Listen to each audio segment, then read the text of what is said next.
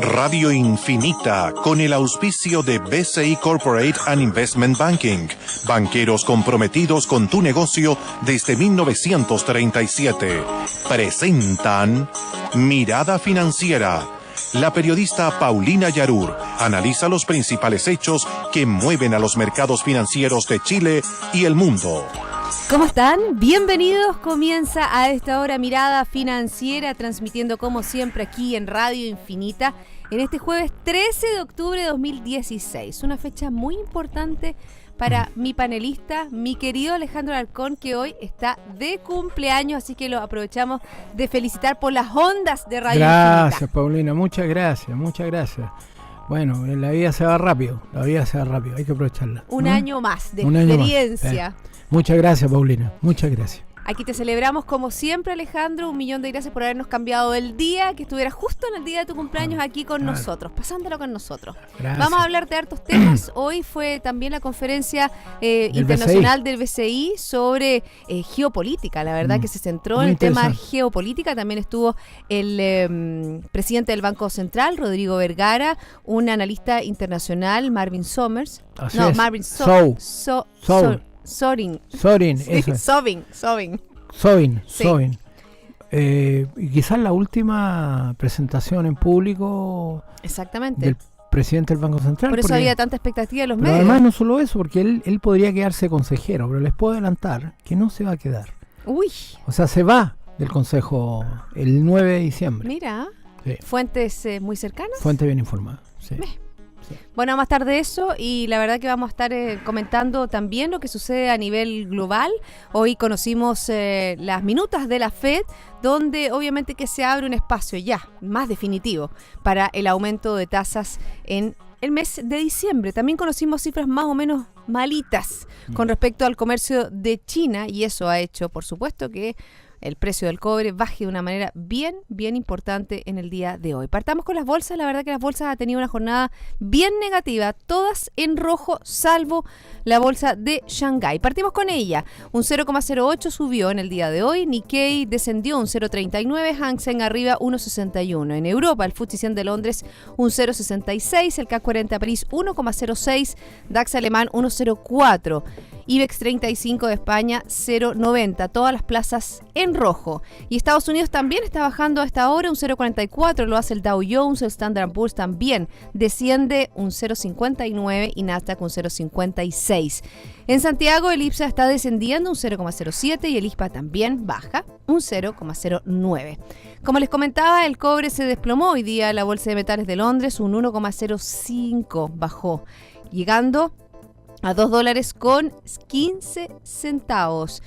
La verdad que hoy se conocieron datos bien decepcionantes de datos comerciales de China, los cuales cayeron un 26% en septiembre por la baja demanda mundial. Vamos a estar hablando de ese tema. ¿Qué pasó con el dólar? Tuvo un alza bien importante, 4.40 pesos respecto al cierre de ayer, terminando en 671,20 comprador y 671,5 comprador. Recuerden ustedes que nos pueden escuchar online en www. Subiendo hasta ahora un poquito. Está llegando a los 6.72. ¿Sí? Sí, lo estoy viendo en línea yo, por eso que ese es un dato unos minutos atrás. Exactamente. Entonces la tendencia está subiendo un poquito. Pero ya cierra a las 2 de la tarde el pero después dólar. sigue el mercado. El futuro.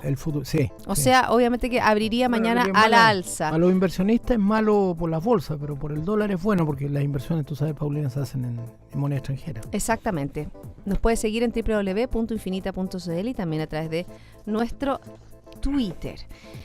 ¿Por dónde partimos? Partimos por el ámbito internacional y luego comentamos lo que tiene que ver con el mercado local. Partimos con China, ¿te parece? Sí. Porque China, la balanza comercial de septiembre muestra un superávit de 49 billones de dólares. O sea, 41 mil millones. Son 41 mil millones de dólares. Exacto. Menor a las estimaciones del mercado y por debajo de los 60 mil millones del mismo mes de 2015. Es ahí la comparación.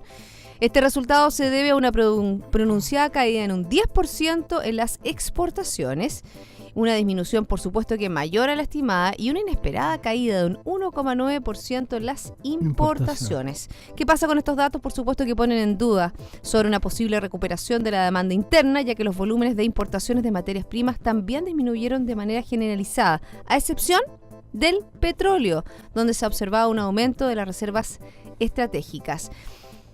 Bueno, eso con respecto a China. China está, ha ido incrementándose la incertidumbre respecto de la evolución económica de China. Esta cifra viene a confirmar que el ciclo económico en China sigue a la baja. Con todo, el Fondo Monetario Internacional la semana pasada le dio una trayectoria razonable a China por arriba del 6% de crecimiento. Pero está surgiendo un tema que hoy día lo acabo de leer en el Financial Times, que es en torno a Xi Jinping, algo que comentamos hace mucho tiempo acá en la radio, a raíz del verdadero culto que está tratando de crear Xi Jinping en torno a su persona. El Economist ya lo había destacado hace por lo menos unos 4 o 5 meses atrás. Y mucha resistencia que está apareciendo en el partido. ¿Cómo se verifica eso? Ya él está buscando una reelección. Él tiene hasta el año 2021 su periodo, pero él quiere quedarse más. Y eso había sido cambiado desde la época que estuvo Mao Zedong. Mao Zedong, como sabemos, estuvo en la revolución del año 49 del siglo pasado, y finalmente cuando se enfermó fue sucedido por Deng Xiaoping, ¿no es cierto?, el año 76, y hasta el 79 que no se consolidó Deng Xiaoping, la economía china no cambió su trayectoria, su manera de organizarse. Pero esto de Xi Jinping yo lo vengo escuchando ya cuando hay un editorial completo dedicado al culto, al personalismo de Xi Jinping. Desde el punto de vista económico es muy malo, porque los inversionistas extranjeros y en general la gente, su integración con el mundo empieza a ponerse en duda. Los personalismos en política nunca han sido buenos. Siempre los personalismos terminan mal en política. Las mayores tragedias del siglo XX, por ejemplo la Segunda Guerra Mundial, sucedieron por las figuras que se elevaron con protagonismo personalista, como Adolf Hitler, ¿no es cierto? Y hubo otras, Mussolini, etcétera. Entonces yo creo que eso es malo para China, es malo, ya lo están leyendo los mercados, y hoy día más encima hemos tenido una mala noticia económica, con la caída sobre todo de las exportaciones del 10%, porque el mundo está plano, eso es lo que Lawrence Summers, el gran economista norteamericano, ha llamado el estancamiento secular, que otros lo han leído como el estancamiento global, que es lo mismo que nos pasa a nosotros. Por otras razones tal vez, pero el Fondo Monetario Internacional la semana pasada destacó las dos razones que hacían las dos escenarios de mayor riesgo. Uno, el Brexit, sin duda. Todos aquellos que dicen que el Brexit no afecta están totalmente equivocados. Fíjate que hoy día, durante toda esta semana, se han dado a conocer una serie de estudios que hablan del impacto que tiene el Brexit en Gran Bretaña, el impacto que puede tener en su economía. Vemos la libra, ¿no es cierto? Que si bien esta depreciación de la libra, devaluándose, le favorece a Gran Bretaña porque se hace más competitivo a nivel global, obviamente que eso es una señal de lo que algo está pasando. Hay desconfianza. Hay un efecto que uno siempre tiene que tener en cuenta, porque es cierto lo que dices tú, Paulina, la devaluación siempre mejora la competitividad de los exportadores, pero desde el punto de vista de los flujos de capitales los desalienta. Cuando hay expectativas de devaluación, los flujos tienden a salir de los países. Y la expectativa de revaluación entra en los capitales, la expectativa de devaluación sale los capitales. Entonces, y claramente lo que dice, es una señal de inestabilidad financiera. Y hoy día apareció otra noticia que estaba escondidita respecto al Brexit, porque apareció que el Reino Unido va a tener que pagar una especie de multa, es la multa de divorcio que le llaman, y son billones de dólares más otras deudas pendientes que tiene con la Unión Europea. ¿Y qué le va a pasar al comercio? La verdad que le va a tener que regirse bajo los estándares del comercio global, no dentro de esas condiciones tan favorables que tienen los países de la Comunidad Europea. Claro, pero es que ahí, juntamente con eso, está el peligro, porque esta negociación de lo que debe el Reino Unido a la Unión Europea va a ser a cuchillo, porque son multas. Y son platas pendientes, entonces eso va a repercutir en el plano político y ciertamente eso va a endurecer la posición de los países de la Unión Europea para llegar a cualquier acuerdo con Inglaterra. Vienen días malos para Inglaterra, se los tengo que decir. Bueno, dentro de los riesgos que enumeró hoy día en la conferencia que fuimos los dos, la conferencia anual BCI Geopolítica y Economía Global, enfrentando tiempos complejos, bastante locuaz el nombre, y tanto el presidente del Banco Central, Rodrigo Vergara, en su exposición habló sobre los riesgos que tiene internacionales para la economía global y habló de lo que está pasando en Europa, habló del Brexit. También lo hizo Marvin Sonis, él es experto en globalización y tecnología digitales, él es profesor emérito de Booth de Economía y Política Internacional, Riesgo Político. La verdad que es una persona que sabe mucho sobre todo geopolítica. Sí. Nos dio muchas luces con respecto a problemas que, si bien no se ven como, no están dentro de los diarios ni marcando pauta, sí son procesos silenciosos que están marcando un movimiento dentro de lo que es la geopolítica y la política global. Y nuevamente, Alejandro, vemos esta unión tan importante entre política y economía. Me llamó mucho la atención, por ejemplo, él habló sobre dos grandes riesgos, son los nacionalismos, y habló sobre China, lo que está pasando, por ejemplo, en el afán expansionista que está teniendo China en una serie de islas que incluso me llamó la atención, ¿te acuerdas? Todas militarizadas las islas. Militarizadas las islas, también están trayendo a personas a vivir en esas islas. Me llamó la atención sobre el papel que está teniendo Irán en el conflicto en Siria. ¿Para qué decir el conflicto de Rusia? Y cómo está demostrando su poderío bélico, sobre todo en la guerra que es de otros, la guerra que es de Siria. A mí me llamó la atención tres cosas que dijo este analista. Lo primero, destacó el efecto en el precio del petróleo del shale gas, que es el famoso sustituto.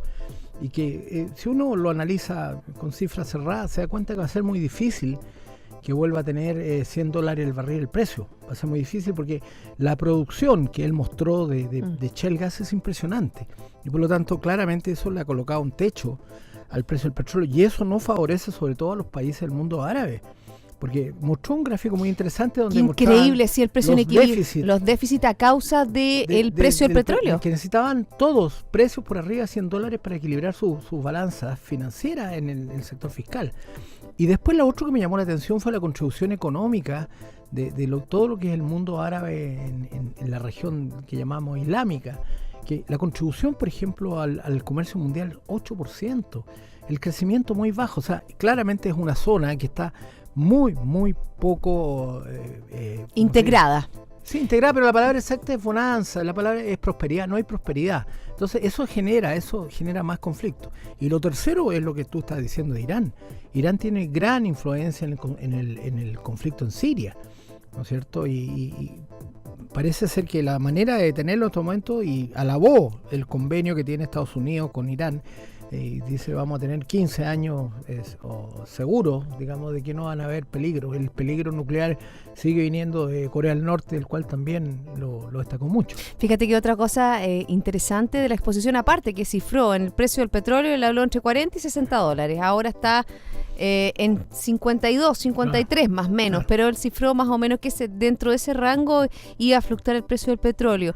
Y la otra cosa interesante que también tiene que ver con geopolítica es por ejemplo, cómo los distintos países, estoy hablando de los países de la OPEP, habló específicamente del acuerdo que firmamos, que nosotros le hemos transmitido aquí en este programa. Hemos conversado sobre que se limitó la producción, ¿te acuerdas? Se limitó la producción y eso ha hecho que vaya en alza el precio del petróleo.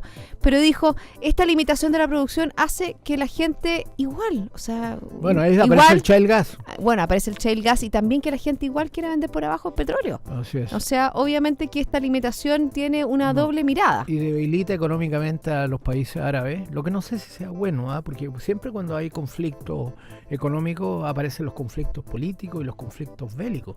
Yo creo que es una cuestión para ponerle atención a esos temas económicos que destacó hoy día este analista. Sí, Marvin Sonis también habló de Estados Unidos. Ya podemos pasar al tema de Estados Unidos. Dijo que él ha afirmado que no era presidente Donald Trump. No, afirmó totalmente que ganan las elecciones. Y yo estaba viendo unos análisis hoy día en la mañana producidos por una cadena de televisión y muestran que el triunfo de Hillary Clinton puede ser arrollador. a la luz de las últimas acusaciones que han aparecido. Hay varias bien especiales. Aunque dijo que igual a muchas personas no les gustaba, incluso uno pudo leer a través de lo que dijo que a él tampoco le gustaba Hillary Clinton, pero como candidata. Es que no hay más, pues, ellas son las dos alternativas. Pero me llamó la atención, fíjate, Trump, que en los líos que se ha metido, que han salido, estas mujeres que acusan asalto sexual, es una cosa. Sí, bueno. Hay una que escribió, que no lo voy a decir aquí, pues después me van a decir que estoy diciendo cosas, pero la descripción del ataque que le hizo exactamente. Trump. No, y aparte que en el video, la conversación telefónica que él dice, no, si esto es una conversación en camarín, pero uno no puede referirse a una mujer en camarín de esa manera, claro. Creo yo, te lo estoy hablando como mujer. Y la traducción que hicieron de la primera que salió, que tampoco lo puedo decir acá en la radio, pero es una cosa bastante, no sé si degenerada. Fíjate que lo que dijo Marvin Sonis con respecto a la elección de Estados Unidos, que más problemático que el candidato mismo es la composición del Congreso. Sí, es que es clave el Senado. El Senado, exactamente, porque durante toda la administración de Obama ha sido dominada por los republicanos. El Senado, exactamente, y eso lo hemos visto, cuántas veces los republicanos le bloquean el presupuesto. ¿Te acuerdas que decíamos el país va a caer en default? También bloquean el nombramiento de personeros judiciales. Sí, el nuevo miembro de la Corte Suprema. Está bloqueado. Entonces, obviamente que los republicanos, si bien no les gusta Donald Trump, tampoco le van a querer dar carta blanca a Hillary Clinton. Bueno, vamos a seguir hablando de ese tema y otros. También vamos a hablar de las minutas de la FED, pero ya son las 2:17. Alejandro, cumpleañero, vamos a hacer una pausa. Muy bien. Yo les voy a hablar de liderazgo, es la capacidad de tomar la iniciativa de llevar adelante los desafíos incentivando a los demás. BCI Corporate Investment Banking, banqueros comprometidos con tu negocio desde 1937. Ya volvemos. Las águilas tienen 1 millón de células sensibles a la luz por cada milímetro cuadrado de retina. Esto es 5 veces más que los humanos. Eso es visión. En BCI Corporate Investment Banking somos diferentes y eso está en nuestra naturaleza. Por eso llevamos casi 80 años junto a nuestros clientes demostrando nuestra visión. BCI Corporate Investment Banking. Banqueros comprometidos con tu negocio desde 1937. Banco BCI es agente comercializador de cuotas de fondos administrados por BCI Asset Management. Infórmese sobre la garantía estatal de los depósitos en su banco o en www.sbif.cl. Antes de contratar, informes en www.bci.cl.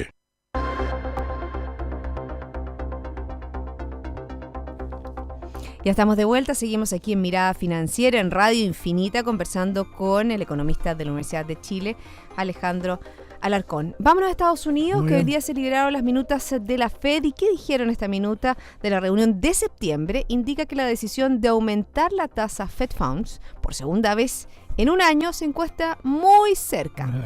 Esa es la conclusión. ¿Y por qué llegan a esa conclusión? Porque varios miembros que votaron por mantener la tasa sin cambios en la reunión de septiembre mencionaron que la decisión fue cerrada y que si la economía continúa con el actual camino sería necesario subir el rango de la tasa relativamente pronto. Sí, se discutió también el efecto de mantener las tasas bajas por un mayor tiempo sobre el mercado laboral y la inflación. Yo fíjate que hasta el presidente del Banco Central de Chile dio una señal sobre eso cuando hizo su exposición. Sí. Porque él se refirió a que había una cierta tendencia a sobrevalorar activos en el mundo.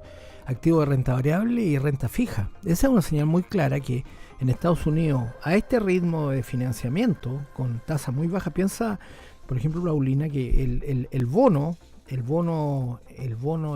T-bill, el a 10 años, está hoy día a 1,77 y todavía es bajo, porque si tú le descuentas la inflación, queda que en términos reales tú estás financiando, por ejemplo, activo inmobiliario a menos de 1%. Es dinero muy barato. Entonces realmente Estados Unidos, y yo creo que hay un temor a que sea una burbuja financiera. La última burbuja financiera que reventó dio lugar a la caída de Lehman Brothers y a la recesión del año 2009, que es la peor recesión desde el año 30 del siglo pasado. Exactamente, y bueno, de eso también se habló en esta exposición, en esta conferencia anual de BCI, sobre todo por el impacto, cómo le ha costado al mundo retomar la senda del crecimiento. También, por ejemplo, se habló sobre la estabilidad se habló sobre distintos frentes, eso lo hizo la exposición Rodrigo Vergara, habló sobre una mayor estabilización de los mercados emergentes, de los exportadores de commodity, y habló sobre esta meseta del 2%. Dijo, ¿la copió? Sí. Nos escuchó. Por lo menos metió la palabra meseta, que ya yo la he venido repitiendo. Nos escuchó. ¿Ah? Pero es una buena palabra porque refleja un poco que si bien no estamos estancados, estamos creciendo muy poquito. Y meseta es como plano, es flat, totalmente flat. Estancamiento secular, como dice el profesor Summers. A mí me llamó la atención y mandó un mensaje ahí cuando dijo que uno no podía decir que estábamos en recesión, etcétera. Y tampoco dijo, yo dije, va a decir los brotes verdes. Yo también dije, va a decir primavera, brotes verdes. No lo dijo. No, es que la media después te preguntó la salida. A mí me preguntó que qué opinaba de las declaraciones del Banco Central, del presidente del Banco Central, respecto a que había despachado, usaron otra palabra que no la voy a decir, que había despachado los brotes verdes, que dijo el ministro. La primavera. Sí. No, yo creo que esa fue yo creo que el ministro tiene que escuchar mejor a sus asesores de comunicaciones, porque yo creo que es pésimo todas las alusiones climatológicas o las agrícolas, o en definitiva ciertas analogías que al final no se cumplen. Y después que dijo el subsecretario Alejandro Mico, mi amigo, le mando saludos desde aquí, aunque se enoje, mi amigo Mico dijo lo de los brotes verdes, y cómo le han sacado los brotes verdes. Y ahora con la primavera, con los nubarrones que hay, pucha, es mejor no decir nada. Y nos va a llover el sábado en la región metropolitana. Hablar de la trayectoria de la economía. Bueno, y precisamente eso fue lo que habló el presidente del Banco Central. Habló sobre la trayectoria de la economía, habló sobre la trayectoria del empleo. Y fíjate que en la trayectoria del empleo dijo algo bien interesante, que el empleo asalariado crece 0%, y eso refleja el 70% del empleo total. Lo que sí ha crecido, y por eso que el empleo se ha mantenido, empleó la palabra resiliente, en forma bastante resiliente, bajo, no dando relación al momentum que estamos en cuanto a crecimiento. El empleo se ha mantenido por cuenta propia. Es el que cuenta propia, que sube a tasas. La última medición creció 5.5. Sí. Que es muy fuerte, pero ese es un empleo, como hemos dicho varias veces aquí, que es un tercio de compensación que el otro. O sea, el otro en promedio, el empleo asalariado es 600.000 pesos, y el de cuenta propia en promedio es 200.000 pesos. O sea, un empleo totalmente distinto, un empleo más precario. Más más volátil. También habló el presidente del Banco Central que había, por ejemplo, ya las jornadas parciales. Había un aumento de las jornadas parciales. Eso es bueno, que haya flexibilidad en el mercado de trabajo.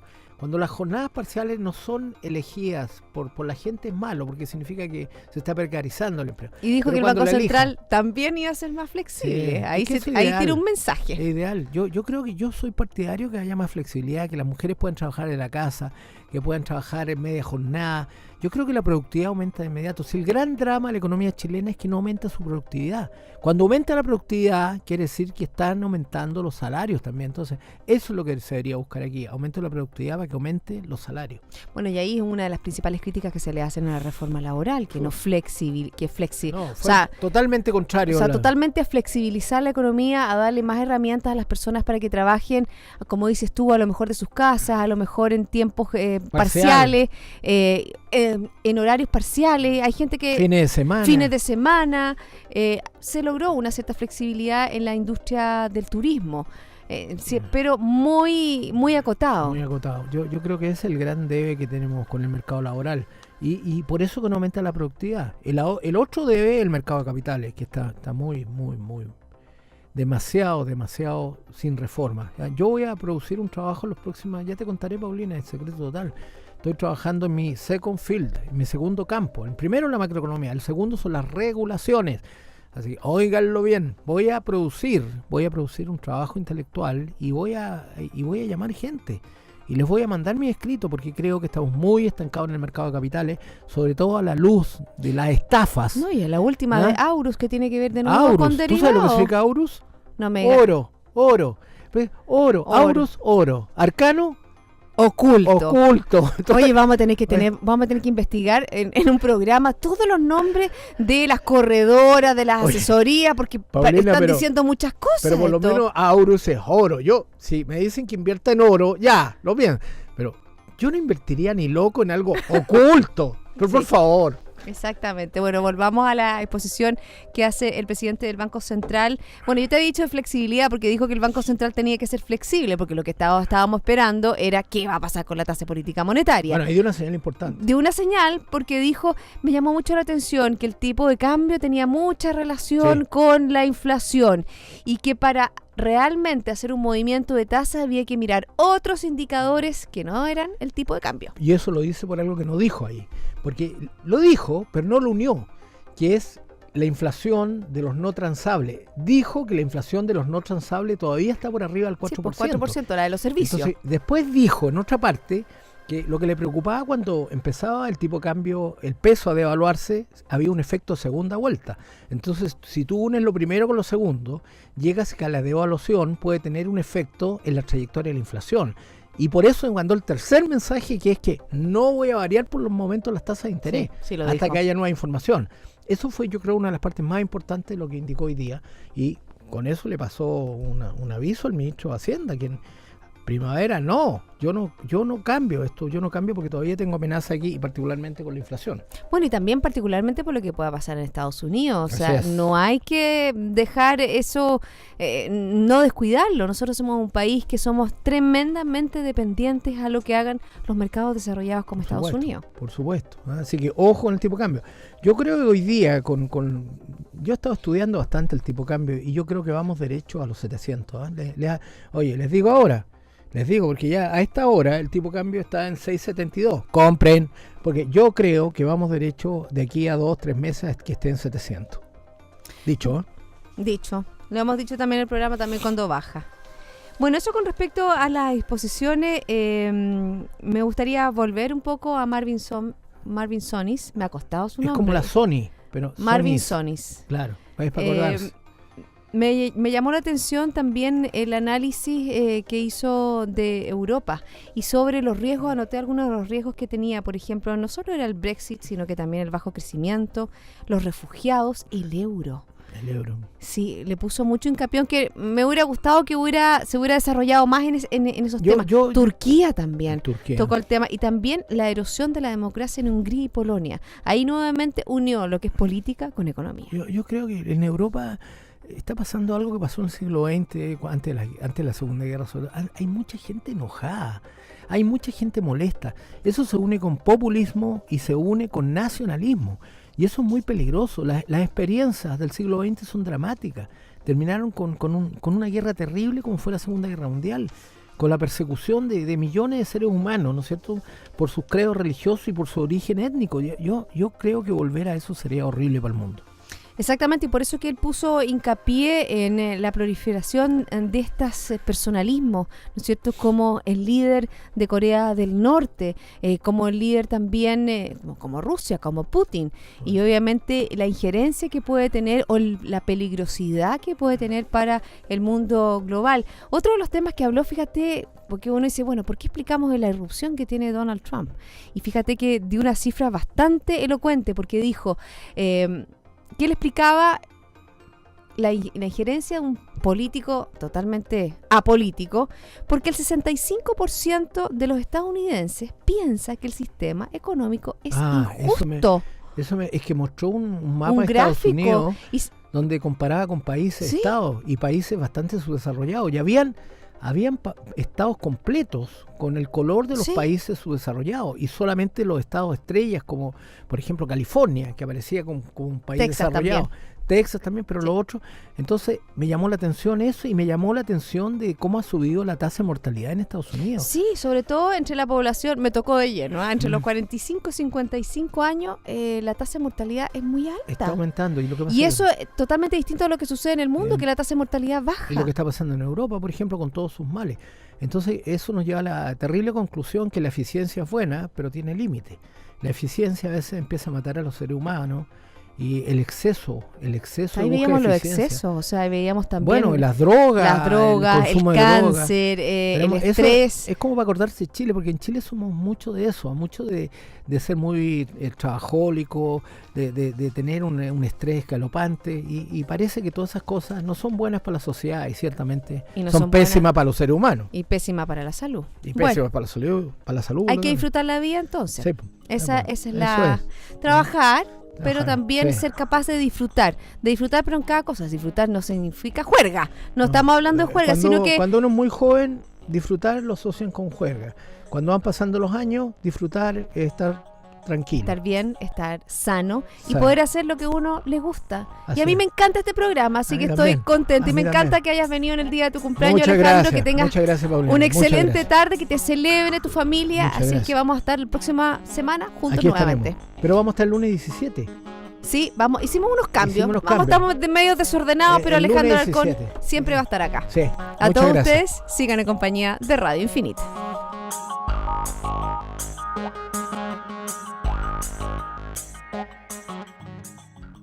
Esto fue Mirada Financiera con el auspicio de BCI Corporate and Investment Banking. Banqueros comprometidos con tu negocio desde 1937. ¿Cómo están? Bienvenidos, 2:02. Comienza una nueva Mirada Financiera aquí en Radio Infinita en este miércoles 12 de octubre, el verdadero Día de la Raza es hoy. Y hoy acompañada de Elías Selman, presidente y fundador de América Economía. Elías, ¿cómo estás? Bienvenido. Oye, un gusto estar contigo, Paulina. Muchas gracias por invitarme a tu programa y un saludo cordial para toda la audiencia de esta radio Infinita. Elías Selman Carranza, en honor a la madre. Me acordé. Yo también digo Paulina Yaruchami en honor a mi madre. Tienes toda razón, si no mi madre me mata. Vamos a estar hablando de un seminario que ustedes organizan en América Economía, muy interesante, sobre cómo está América, cómo está, cuáles son las perspectivas, qué es lo que se vislumbra. ¿Vienen brotes verdes? A lo mejor no tanto en nuestro país, pero sí en ciertos países de América Latina, como Perú, como también Argentina. Vamos a estar hablando de eso y, ¿por qué no decirlo?, de Brasil. Ha tenido éxitos bastante importantes en el día de hoy, incluso Michel Temer, con respecto a un presupuesto que va a tener que ser acotado y ajustado en cuanto a la regla fiscal de esa nación. Pero antes, Elías, voy a dar los indicadores, como es habitual en nuestro programa. Partimos con Asia. El Nikkei descendió en el día de hoy un 1,09%, Hang Seng también abajo un 0,60%, Shanghái también desciende un 0,20%. En Europa, la plaza ya cerrada y también terminó a la baja, el FTSE 100 de Londres un 0,66%, el CAC 40 de París también abajo un 0,44%, DAX alemán un 0,51%, IBEX 35 de España un 0,08%. En Estados Unidos está subiendo la bolsa, el Dow Jones lo hace en un 0,25, el Standard & Poor's también crece en un 0,25, Nasdaq 0,05. Y a nivel local, el IPSA está bajando hasta ahora un 0,02 y el IJPA también desciende un 0,03. ¿Qué tuvo hoy día? ¿Cuál fue el vaivén del cobre? Un 0,07 a la alza. En la bolsa de metales de Londres terminó en $2.17. ¿Qué pasó con el dólar?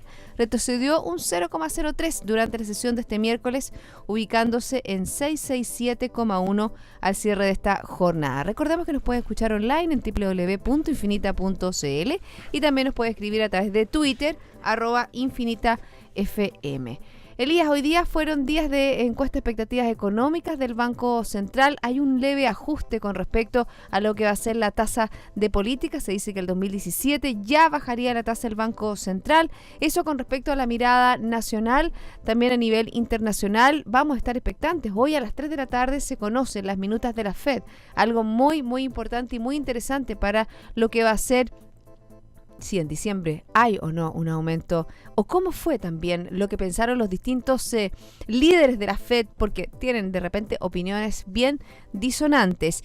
Fíjate que también en la zona euro conocimos la producción industrial del mes de agosto, aumentando, superando las expectativas, y eso con respecto al mundo, con respecto a nivel local. Yo creo que lo más importante es esta encuesta de expectativas que se viene y qué se va a dar. Y yo me imagino que en el seminario que ustedes están organizando, que es la próxima semana, tengo entendido, es un día y medio. ¿Por qué no nos cuentas un poco eso y qué temas van a tocar? Bueno, mira, Esta es la conferencia que nosotros hacemos desde hace ya 6 años, que llamamos Conferencia de las Multilatinas. Las multilatinas son las empresas latinoamericanas multinacionales.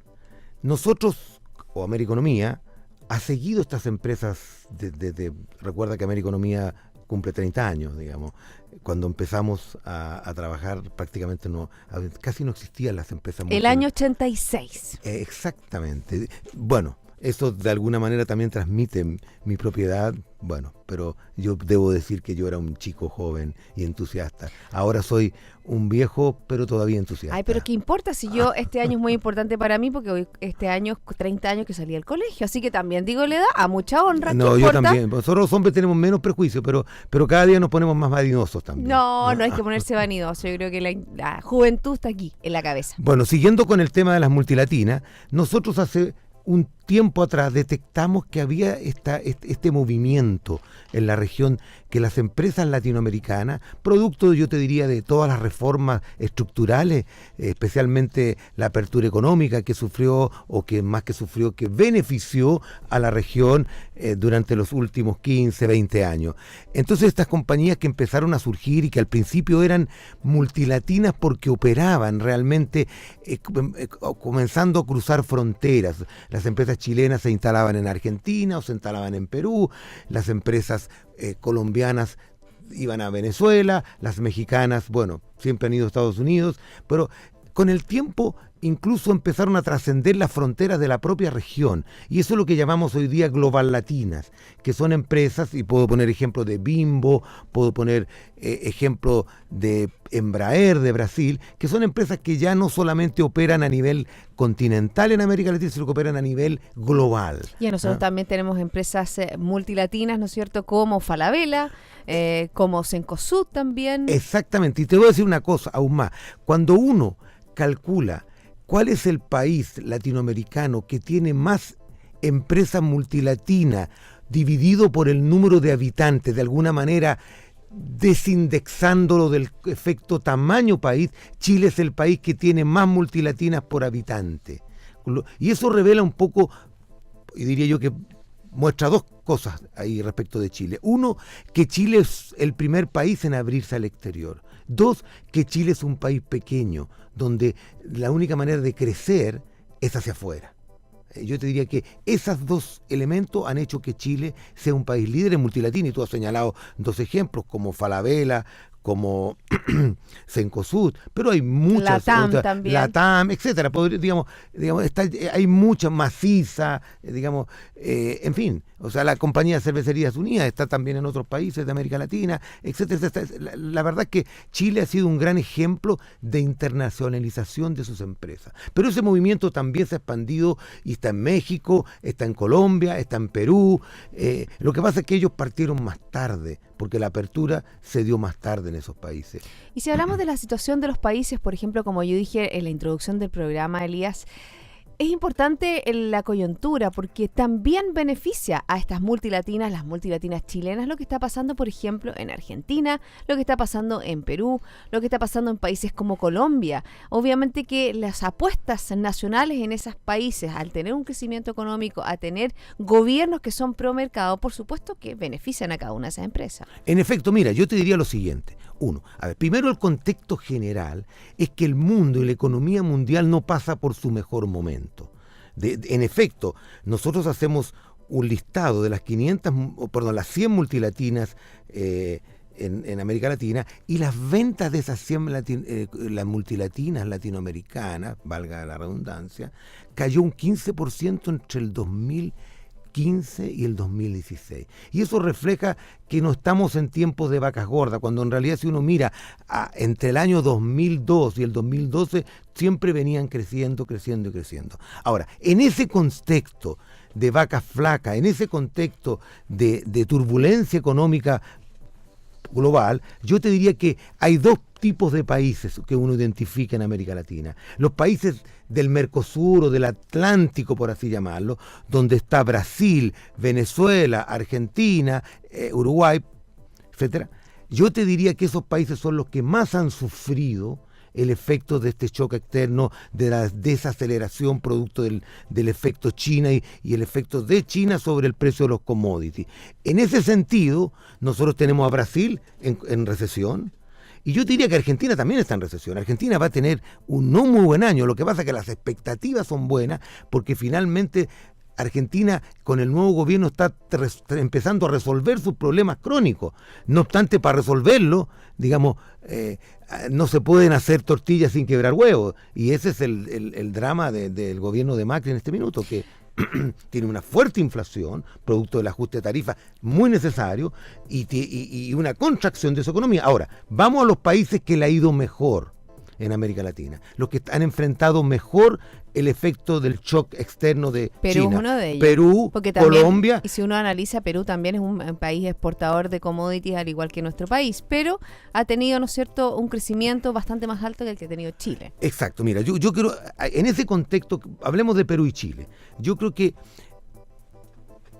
el efecto commodity y de dos países mineros, uno debería pensar que es igual, pero ¿qué es distinto entre Chile y Perú? Que tiene costos menores Perú, uno. Sí, pero también pero también otra cosa, partió más tarde. Sí. Nosotros somos un país con un producto más maduro, por lo tanto uno espera que los países que están más maduros económicamente crezcan menos. Es lo que le está pasando a China hoy día, por poner un ejemplo dramático, es lo que le pasa a Europa, etcétera. No digo que Chile sea Europa, pero de alguna manera yo habría esperado que Chile, y de hecho hace tiempo que Chile crece menos que Perú. Perú, antes del shock antes del 2013, Perú crecía al 6,5%. Y Chile ya venía creciendo al 4,5%, al 5%. O sea, hace rato que estamos detrás de Perú. Sin embargo, en Chile también hay algunos efectos domésticos que han influido, que son algún grado de pérdida de confianza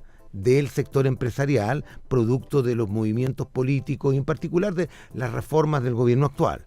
Bueno, y en ese sentido, obviamente que está el tema de las expectativas. Tú dijiste que Argentina no tiene el tema solucionado, que Macri tiene muchos problemas, pero hay una expectativa distinta. Hay nuevos aires en ese país. También hay nuevos aires en Brasil, que tiene una carrera titánica, que tiene un problema muy, muy complejo con el tema del presupuesto, pero ya veíamos cuando iba a salir Dilma Rousseff, ya el Bovespa estaba en otra expectativa, y sabemos que la bolsa habla de 6 meses a la delantera. Yo creo que eso es muy importante.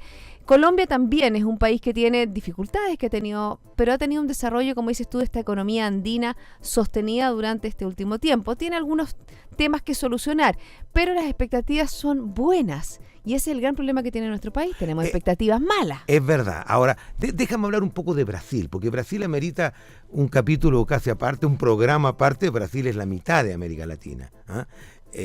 Yo no soy tan optimista sobre Brasil. ¿Por qué? Yo te voy a explicar por qué. A ver, primero, yo creo que el gobierno de Temer es un gobierno muy frágil políticamente hablando. No hay que olvidar que el nuevo presidente viene de un partido que fue aliado del PMDB, y que también está tocado por todas estas acusaciones de corrupción. De hecho, la aprobación política de Temer es muy baja. En mi opinión, y lo dijimos en una editorial de América Economía, nosotros dijimos, mira, acaban de haber elecciones de alcaldes en Brasil. El Partido de los Trabajadores perdió fuertemente perdió la alcaldía de San Pablo, digamos, lo cual, digamos, y yo creo que eso ha dicho, o quiere decir de que el pueblo brasileño es sabio, que el Partido de los Trabajadores es responsable de todos estos actos de corrupción. El Partido de los Trabajadores es responsable de una economía que venía fragilizándose cada vez más, porque no se estaban haciendo los deberes de casa, como se dice, no se estaba haciendo reforma a la previsión, no se estaban haciendo reformas fiscales que el país necesita. Ahora bien, yo no sé si Temer va a tener la fuerza política, yo pienso que no la va a tener para poder implementar las reformas que Brasil necesita, porque para implementar estas reformas duras, como aplicar un presupuesto restrictivo, como reformar la previsión, etcétera, etcétera, requiere fuerza política y no la tiene. Pero ya tuvo su primer espaldarazo, se dio hoy día, leía en la prensa que ya había obtenido, ¿no es cierto?, el acuerdo para este presupuesto que incluso le va a permitir ajustar el déficit fiscal de aquí a 20 años. Bueno, mira, son avances. Yo estoy de acuerdo estoy de acuerdo totalmente con lo que tú me dices. Obviamente que todos los partidos, todo el aparataje político de Brasil está siendo cuestionado por este tema de Petrobras. Ha salpicado a todos y Temer no está ajeno a eso. Uh-huh. Eso es un punto. Pero ¿por qué digo Nuevos Aires en Brasil? Porque obviamente que todo lo que el sistema financiero está apostando. Hay una influencia de capitales que empiezan a llegar a ese país. La idea es que pueda hacer los ajustes y que pueda hacer los ajustes bien. Exacto. No con tanto sacrificio. Veamos, por ejemplo, el desempleo que sigue creciendo en Brasil y tenemos también gran cantidad de una población en la pobreza. Sí, bueno, mira, yo creo que el ajuste de Brasil va a ser doloroso, quien sea que lo haga. Y yo creo que en ese sentido, digamos, el desempleo va a ser alto, porque el gasto fiscal tiene que bajar, y en eso no hay solución. Por eso que creo que en ese contexto se requiere alguien que venga y que tenga fuerza política, más allá de la fuerza política que pueda tener las eventuales alianzas que se produzcan hoy día en el Parlamento. ¿Qué es lo que, por ejemplo, beneficia a Macri en este minuto? Macri, la inflación en Argentina está galopante, porque evidentemente que subir las tarifas como se necesitaban subir en el nivel que se necesitaba que subieran, es un impacto fuerte a la población. Pero Macri tiene la fuerza de que fue elegido con una amplia mayoría.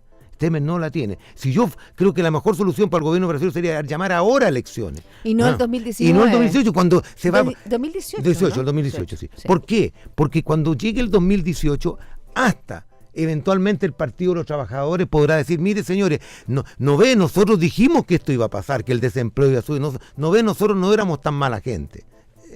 Bueno, ahí tenemos, ¿no es cierto?, cómo está la figura de Lula, exacto, está creciendo y creciendo en Brasil. Estoy conversando con Elías Selman, él es presidente y fundador de América Economía. Estamos dando una vuelta por nuestro continente, Elías, pero tenemos que hacer una pausa. ¿Te parece? Hacemos una pausa y luego seguimos conversando. Me parece absolutamente, no solo buena idea, necesaria idea. De todas maneras. Liderazgo es la capacidad de tomar la iniciativa, de llevar adelante los desafíos, incentivando a los demás. BCI Corporate Investment Banking, banqueros comprometidos con tu negocio desde 1937. Ya volvemos.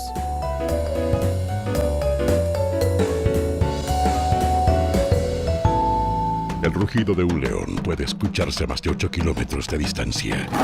Eso es liderazgo. En BCI Corporate Investment Banking somos diferentes y eso está en nuestra naturaleza. Por eso llevamos casi 80 años junto a nuestros clientes, demostrando nuestro liderazgo.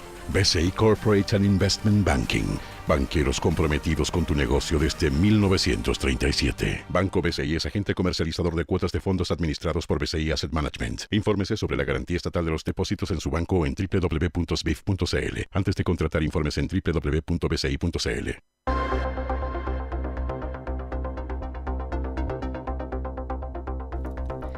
2:18, estamos de vuelta aquí en Mirada Financiera, hoy conversando con Elías Selman, presidente y fundador de América Economía, una revista que cumple 30 años, una importante edad, a una revista que lo que hace es mostrar las distintas problemáticas, las distintas opiniones, tanto económicas como sociales de América. Exactamente. En eso hemos estado 30 años y además hemos sido testigos de un cambio dramático en América Latina, porque hay mucha gente que es pesimista, porque las nuevas generaciones, sobre todo, no están familiarizadas con las crisis de antes de nuestros países. Hoy día cuando uno habla con los chiquillos jóvenes, los gerentes jóvenes, oye, qué terrible. Digo, aquí en Chile el Producto Bruto cayó el año 81, 14%. Sí. Digo, las tasas de inflación de 40% eran bienvenidas en Chile y en toda América Latina. Entonces, ¿de qué me hablan, digamos? O sea, honestamente, yo soy muy optimista sobre América Latina. Además, entre otras cosas, por lo siguiente. Fíjate que América Latina no tiene guerras. América Latina tiene son todos de la misma religión, somos todos cristianos. Hablamos el mismo idioma. Hablamos el mismo idioma, o solo Brasil, que habla portuñol, portuñol, que es muy parecido. Entonces, de verdad que hay que ser optimistas. Tenemos otro problema. Crimen organizado. Narcotráfico. Exactamente. Tenemos problemas no hay buenas instituciones, no hay seguridad jurídica en muchos países, hay muchas cosas para hacer. Bueno, hay muchos desafíos que tiene América y me imagino que en este seminario que ustedes van a desarrollar la próxima semana, 19 y 20 de octubre, no solo se va a hablar de las multilatinas, que son estas empresas que brillan en nuestro continente, sino que también de los desafíos que conllevan, ¿no es cierto? Mira, y conlleva también la globalización. Tienen interesantes expertos, ¿no? Exactamente, mira, te cuento que el formato de nuestro foro es, digamos, nosotros construimos este foro como un espacio de discusión, por eso le llamamos foro, más que seminario, más que congreso, porque aquí no estamos esperando que venga alguien a enseñarnos, aquí estamos invitando en mesas redondas, digamos, de 5 o 6 cada panel, a discutir problemas específicos que son de dos tipos.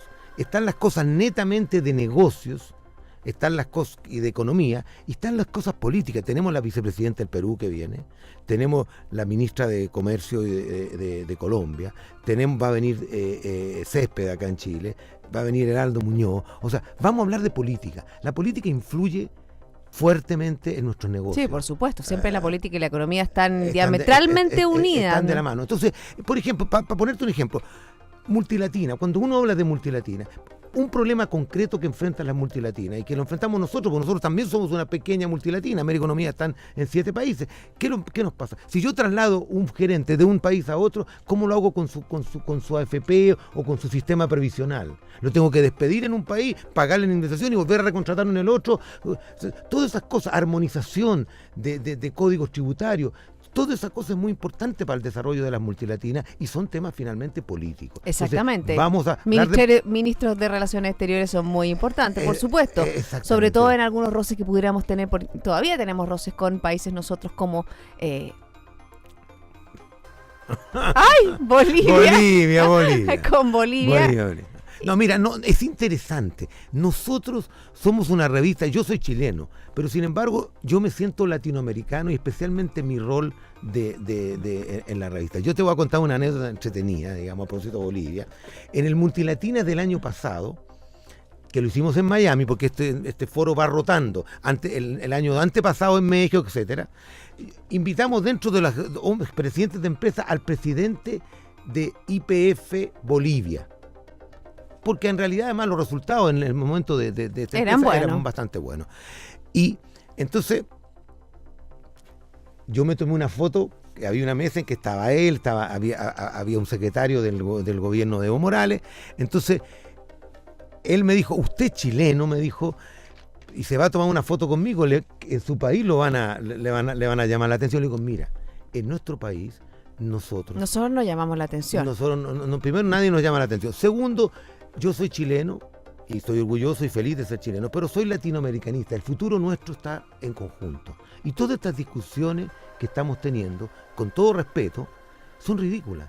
Porque en realidad ni ustedes van a ser mejores aunque les demos todo el mar del mundo, ni nosotros vamos a ser peores aunque les demos un pedazo del mar. Entonces, yo creo que las multilatinas están haciendo integración. Y por eso tú estás aquí en un foro con empresarios chilenos, empresarios colombianos, y yo creo que ese es un poco el rol nuestro como América Economía. Y eso es lo que pasa efectivamente en este foro. Y cuando hacen integración y cuando hacen esta mirada para afuera, les va muy bien. Por ejemplo, una multilatina es Parque Arauco. Bueno, exactamente. Aquí hay una noticia que relativa a Parque Arauco. Parque Arauco coloca bonos por cerca de $200 millones a la menor tasa histórica. Eso es una muy buena noticia. Es una buena noticia porque eso significa que Parque Arauco, si lo coloca a una tasa baja es porque es confiable. Eso significa que es una empresa que le está yendo bien y que tiene un respaldo y que son serios. Y están creciendo en Colombia, en Perú, exactamente, etcétera, etcétera. ¿Ah? Esa es una noticia que está relacionada también con lo que estamos conversando. ¿Ustedes también van a premiar a la multilatina del año? ¿Cómo es eso? Sí, bueno, nosotros tratando de promover el desarrollo de las multilatinas, damos una especie de reconocimiento. Nosotros, esto no es un concurso, así que no hay premios, digamos. Lo que hay son reconocimientos, con el efecto esperado de estimular el desarrollo de estas empresas. Y este año vamos a premiar a una multilatina, también vamos a dar un reconocimiento a la multilatina, digamos, de trayectoria, a la mejor trayectoria. Es algo que hacemos todos los años. Y sabe que estamos pensando, y ya estamos trabajando en esa dirección, creando un banco de datos, que es un poco más difícil porque no hay información pública. Queremos promover a multilatinas más pequeñas. Hay muchas empresas, especialmente en sectores de servicio más sofisticados. Un portal PYME de multilatinas. Como empresas de tecnología, que están ya en varios países y que son pequeñas, no son públicas, entonces es más difícil obtener información. Pero estamos trabajando para generar esta información y para hacer un panel de multilatinas que tengan que sean emergentes y que tengan futuro. Bueno, y también multilatinas que tengan que ver con los servicios. Se ha dicho que luego, ¿no es cierto?, ya está de ley del cobre, ya luego de este boom del cobre que ya pasó, ya es momento de mirar hacia otro tipo de exportaciones y sin lugar a dudas el tema de los servicios es muy importante y ahí la integración que podemos tener nosotros, la integración financiera de otro tipo de elementos con América Latina es muy importante. Ahora, yo una de las cosas más en las que soy más optimista respecto a América Latina, y es lo que voy a decir ahora. Mira, nosotros teníamos hasta hace poco la Alianza del Pacífico, con México, Perú, Colombia, Chile, que más o menos tienen un modelo de desarrollo similar, abierto, respetuoso de las reglas macroeconómicas, y teníamos los países del Atlántico, donde básicamente más cerrado, con menos respetuosos diría yo, de los equilibrios macroeconómicos, etcétera, etcétera, menos pro-business, por decirlo de otra manera, y esos países están cambiando. Brasil está cambiando, Argentina está cambiando, que son los dos países muy grandes dentro de América Latina, y eso a mí me hace, dentro a pesar del precio del cobre y de todas estas cosas que no nos gustan, me hace estar optimista sobre la región. Elías, nos queda poco tiempo en el programa. ¿Cuáles son los desafíos de América Latina? Ya dijiste uno, tú, que tiene que ver con la integración, poder tener más integrado a nivel de contratos, a nivel de tributación y otros elementos dentro de lo que es esta región. ¿Pero cuáles otros se hablan? Bueno, yo encuentro que un gran desafío de América Latina es la educación.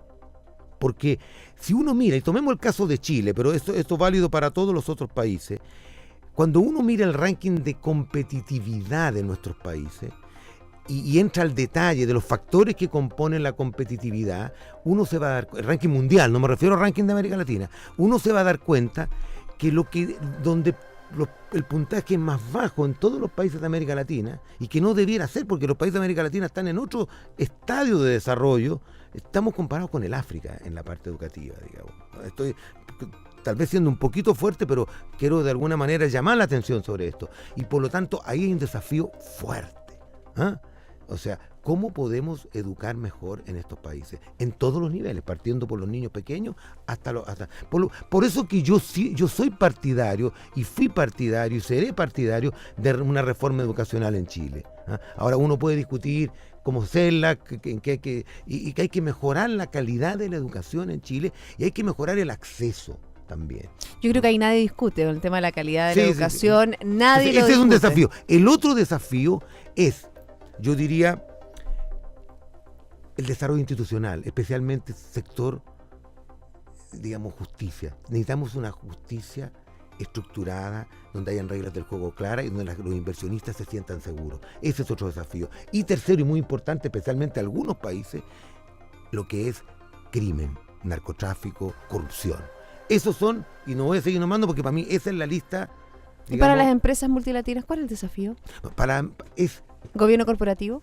Bueno, de alguna manera también. ¿Por qué? Porque tienen que competir, y que yo quiero empresas multilatinas en el mundo. Ya no quiero multilatina, quiero global latina. Quiero empresas compitiendo a nivel mundial. Y efectivamente ahí hay una cosa de gobierno corporativo. Las empresas chilenas, multilatinas y todo, y quizás aquí uno puede decir, a lo mejor que por eso le fue, son todavía empresas muy familiares.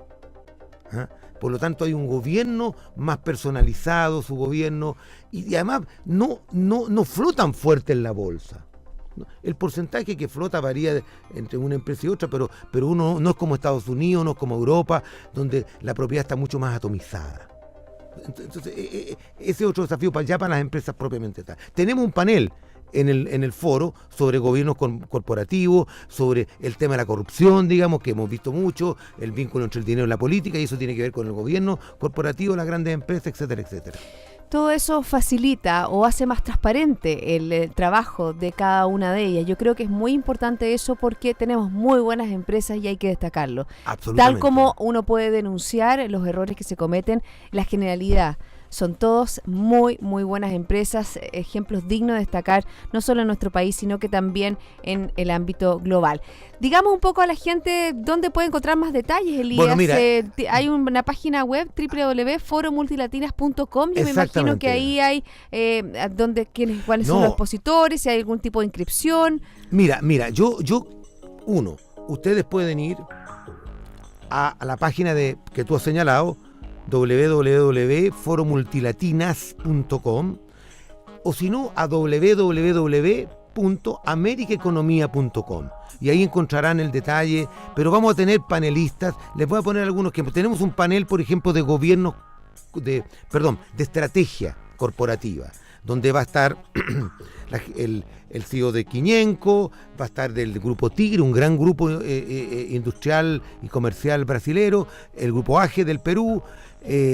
Tenemos la presencia de la vicepresidenta del Perú, Mercedes Arao. Tenemos dos de nuestros ministros, Heraldo Muñoz y Céspedes. Tenemos la ministra de Comercio de Colombia. O sea, y hay una lista de 50 panelistas. Yo los invito a entrar www.foromultilatinas.com, y ahí está cómo inscribirse, el venue, el hotel, etcétera. Bueno, de todas maneras, te agradezco a ti la invitación, 1.000.000 de gracias, Paulina, fue un gusto verte, te felicito por tu programa, felicito Infinita y muchísimas gracias. Muchas gracias, Elías, y ahí estaremos en contacto, por supuesto, de lo que va a ser este foro la próxima semana. Y tú tienes que ir, por supuesto. Iremos. Okay. Muchas gracias, que esté muy bien. Bueno, nosotros terminamos el programa, sigue usted en compañía de Radio Infinita.